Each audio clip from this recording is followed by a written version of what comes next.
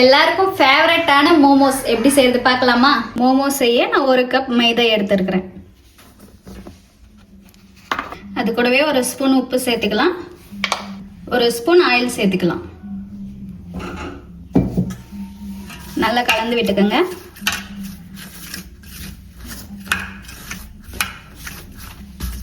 கொஞ்சம் கொஞ்சமா தண்ணி ஊற்றி சப்பாத்தி மாவு மாதிரி பிசைஞ்சு எடுத்துக்கலாம்.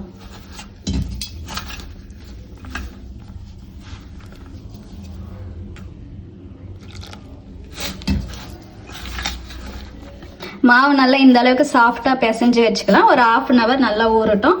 அதுக்குள்ளார நம்ம மோமோஸ்க்கு ஸ்டஃபிங் ரெடி பண்ணலாம். இந்த மாதிரி கடாய் வச்சு கடாய் சூடானதும் 2 ஸ்பூன் எண்ணெய் ஊற்றிக்கலாம்.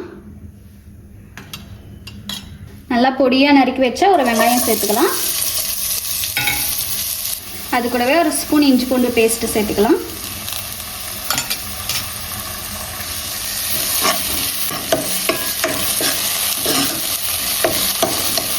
ரெண்டு பச்சை மிளகாய் நறுக்கி வச்சுக்கிறேன், அதுவும் சேர்த்துக்கலாம். நல்லா வெங்காயம் வந்து ஒரு கோல்டன் ப்ரௌனில் வரணும்.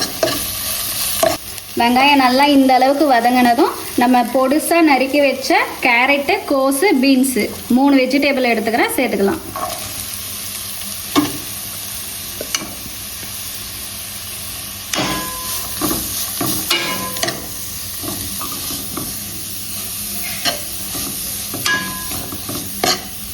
நறுக்கி வச்ச கொத்தமல்லி சேர்த்துக்கலாம்.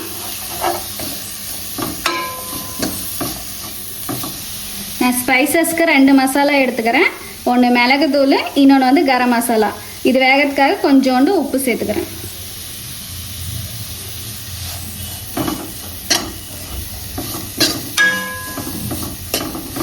நான் சாஸ் எதுவும் எடுத்துக்கல. நீங்கள் வேணும்னா சோயா சாஸு, கெச்சப் அந்த மாதிரி ஏதாவது சேர்த்துக்கோங்க. இது ஒரு 2 நிமிஷம் நல்லா வதங்கினதும் ஆஃப் பண்ணிடலாம். மோமோஸ் ஸ்டஃபிங் ரெடி ஆகிடுச்சு. இப்போ ஆஃப் பண்ணிக்கலாம். மாவு இந்த அளவுக்கு சாஃப்டானதும் நம்ம சின்ன சின்ன உருண்டையாக எடுத்துக்கலாம்.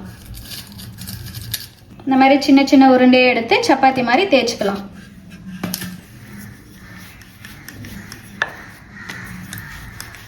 ரொம்ப தின்னாக இல்லாமல் ஒரு மீடியமாகவே தேய்ச்சி எடுத்துக்கோங்க.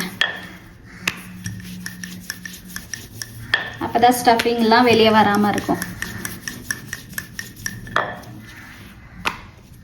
நான் ரவுண்ட் ஷேப்பில் கட் பண்ணுறதுக்கு ஒரு பாக்ஸோட மூடி எடுத்துருக்கிறேன். இந்த மாதிரி எடுத்துக்கோங்க. இந்த மாதிரி ரவுண்ட் ஷேப்பில் கட் பண்ணி எடுத்துக்கோங்க. இதே மாதிரி எல்லாத்தையுமே ரவுண்ட் ஷேப்பில் கட் பண்ணி எடுத்துக்கோங்க.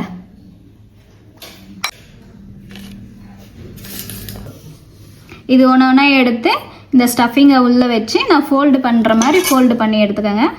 ஃபஸ்ட்டு இங்கே வச்சு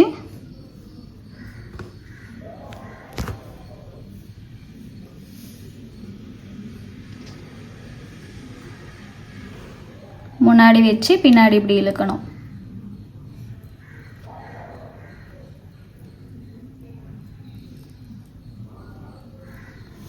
மோமோ ஷேப்புக்கு வந்துடுச்சு. இதே மாதிரி எல்லாமே ஃபோல்டு பண்ணி எடுத்துக்கோங்க.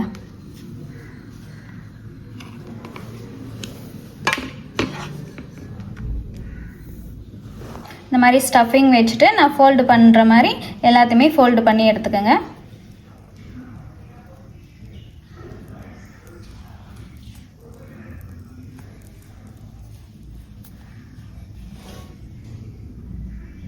நான் ஸ்டீம் பண்ணுறதுக்கு இட்லி பாத்திரம் எடுத்துக்கிறேன். இந்த மாதிரி ஸ்டீமர் தட்டு வச்சுக்கிறேன். உங்ககிட்ட ஸ்டீமர் தட்டு இல்லைன்னா இட்லி தட்டு கூட வச்சுக்கலாம். ஒரு 10 நிமிஷம் ஸ்டீம் பண்ணி எடுத்தீங்கன்னா சுவையான வெஜ் மோமோஸ் ரெடி. 10 நிமிஷம் ஆயிடுச்சு. மோமோஸ் வெந்திருக்கான்னு பார்க்கலாம். நல்லாவே ஸ்டீம் ஆகிருக்குது மோமோஸ். இப்போ எடுத்துக்கலாம். டேஸ்டான வெஜ் மோமோஸ் ரெடி ஆயிடுச்சு. உங்கள் வீட்லேயும் ட்ரை பண்ணி பாருங்கள். இந்த வீடியோ உங்களுக்கு பிடிச்சிருந்தா மறக்காம ஒரு லைக், ஒரு சப்ஸ்கிரைப் பண்ணுங்க.